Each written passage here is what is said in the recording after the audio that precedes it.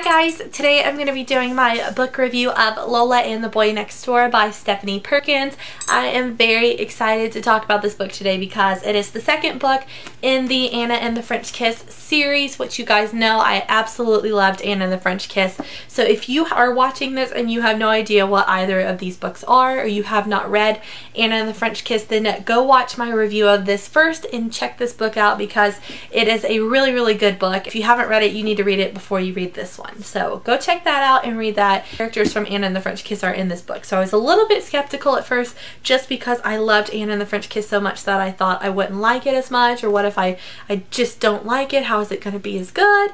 But I really liked this book. I think that Stephanie Perkins has like a trend kind of theme and plot idea going on in both of these books. It's very similar, but I really like it and I'm excited now for the last book that comes out. Okay, so quickly I'm going to discuss the cover art because I just mentioned it in all of them. I love these covers. I mentioned it in the last review with this one, and I think they're just gorgeous. They're so pretty, and I can't wait to have the third one, so they're all three on my shelf, but they just look so good together. Long story short, loved the covers, think they're gorgeous. That's enough about that. The plot synopsis kind of deal about this book is basically about Lola Nolan, who is a 17-year-old girl living in San Francisco, California, and she lives with her two parents who are both dads, Andy and Nathan. And it's an interesting story because Lola's mother Nora is Nathan's sister, so one of Lola's dads is actually her uncle Nathan, but her mom got pregnant when she was a teenager and was really involved in like drugs and alcohol and stuff, that Andy and Nathan adopted her, so they've raised her entire life, and those are her parents, so she's never been around her mother or her father. But basically, it starts off talking a little bit about Lola and how she wants to be a fashion designer, except I really didn't get that much of that. That's interesting because I thought about this. It says budding designer Lola Nolan, which makes me think she wants to be in fashion, and I think it probably talked about that, but I really didn't pick up on that as much in the story. But she's very into fashion. She wears a lot of really crazy kind of costumes and wigs and stuff, and she's dating an older boy named Max who is 22 and she's 17, so he's 5 years older than her. He's kind of like a rocker boy in a band. He has tattoos and all this stuff, and her parents hate him, and they hate that she's with him because they say he's too old for her and they just don't like him, and she's convinced he's the one and she loves him and says she's never felt like that about anybody, and the only time she really cared about anybody was a boy from 2 years ago. And then one day that boy from 2 years ago just happens to show back up. The family living next door to Lola's house is the Bell family, and they have two twin children and then I think another older brother, but there's two twins named Cricket, and I believe her name is Calliope.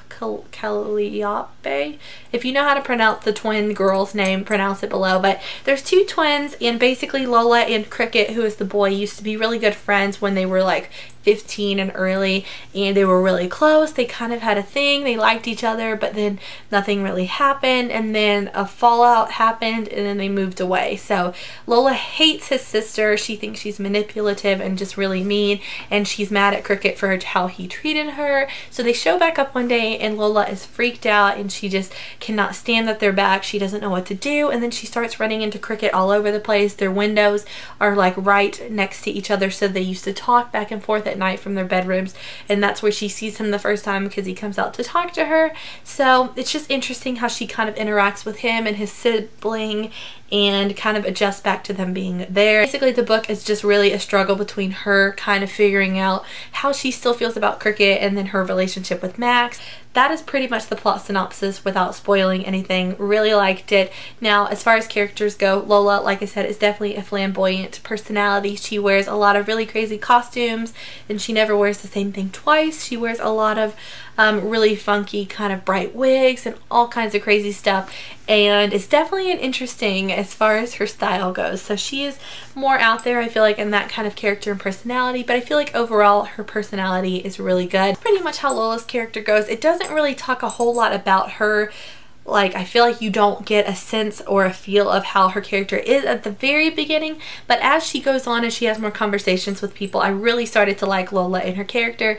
Now, the next main character is Cricket, who is the boy next door, and I absolutely loved Cricket Bell. I thought he was a really good character, definitely a kind of person that I like, and he was just a really tall, slender boy with dark hair, although it's funny because in the book I kind of like imagined him with like lighter hair earlier on, and then there was was like a passage that was talking about his dark hair, and I was like, oh shoot, he has dark hair. I've been imagining him wrong. But I just kind of imagined him with like dirty brown, like blonde hair throughout the book.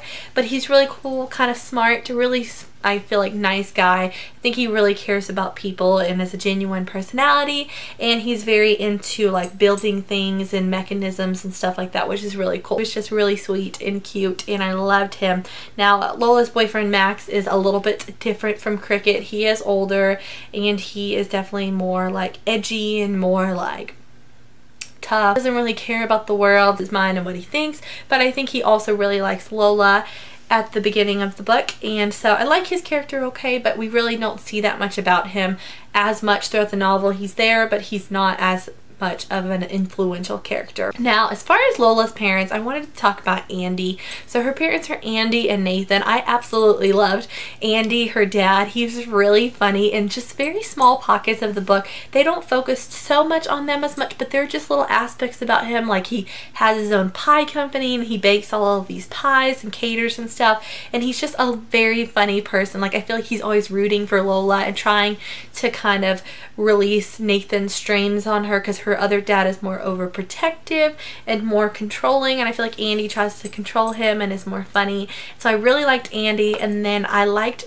Lola's mom Nora a little bit at the end. Like, she wasn't that much involved at the beginning. You just kind of see her as like this messed up lady who is just kind of intruding on their life and who's got problems, but she starts to stay with them, and she's really funny at the very end when she's kind of like rooting for Lola with the rest of her family. So I really liked her at the end. She's got a little bit of spunk and she's kind of funny. Like, it's different to see that kind of perspective from a mother figure, even though she wasn't really there as Lola's mom, like, in her life. Another good character is Lola's best friend Lindsay, because she's just there and she's her good friend. They kind of probably have a Nancy Drew thing going on. And then the two characters of Anna and St. Clair from Anna and the French Kiss. I really liked that they were in the novel from the first one and then this one. Now, it was interesting because I really could see parts of St. Clair's personality shining through in the bits of conversation and interaction here, but Anna I didn't get as much of, because I feel like Anna is all like happy now and in love with St. Clair, that she just wasn't as much like we knew her in this book when she was like all about her. So I liked them though. I thought that they were really funny. But it was just different reading about them when you weren't reading about them kind of like through their struggles and their relationship. I feel like that's pretty much all I have to say about this book. I would definitely recommend you guys to check it out and read it if you have not. If you have read this book, I'm going to do a little bit of a discussion in just a second and talk a little bit more about it. But if you haven't read this book, definitely check it out and read it and let me know what you think. And also be sure to leave me a comment about what you thought about Anna and the French Kiss if you've already read it. And yeah, so if you haven't read it, then bye-bye now, because I don't want to spoil anything. But for those of you who have read this, I'm just going to talk a little bit more of a discussion. So first off, I just absolutely loved Cricket's character. I think that it was so obvious. I mean, obviously you could tell he still loved Lola, and I thought it was so cute how Stephanie Perkins had like him like trying to be like all upset and like really broken when he was seeing her with Max, or when he was, you know, obvious that he wanted to be with Lola and all of this stuff, but he couldn't. Loved his character. I was obviously really glad that she finally decided to break up with Max at the end, although Max turned into a total douchebag. Not cool, because if he really cared about her, he would not have said any of those things, and he wouldn't have even been doing what he had been. So I was glad to see him go. So obviously Cricket was the right person for her. And then after they like figured out that they wanted to be together, but like she was like, I have to work on myself first, he was so cute to just be there like waiting on her. And then at the very end when he helped her get her dress ready, was very cute. So I just loved Cricket, and I just wanted to mention that, and I really wanted, like, after it happened, for the book to keep going. So I really hope that they're in the last one a lot, because I loved Cricket's character, and like honestly, like, he was so cute. Like, him and St. Clair both, like, both of these boys like are so dateable and so cute in real life, and it's like they're completely different. Like, Cricket and St. Clair are quite different personalities, but I still love them both, and I still think that they're both so cute and adorable. I guess that's all for today. Until my next video, I did want to mention, if you're interested at all in watching any kind of back to school type of videos, I am going to be posting a couple on my beauty channel, Makeup with KP, and I currently have a school supplies haul up there. So if any of you are curious about that, I am posting a video on that channel, which I will have at the end of the video and linked below,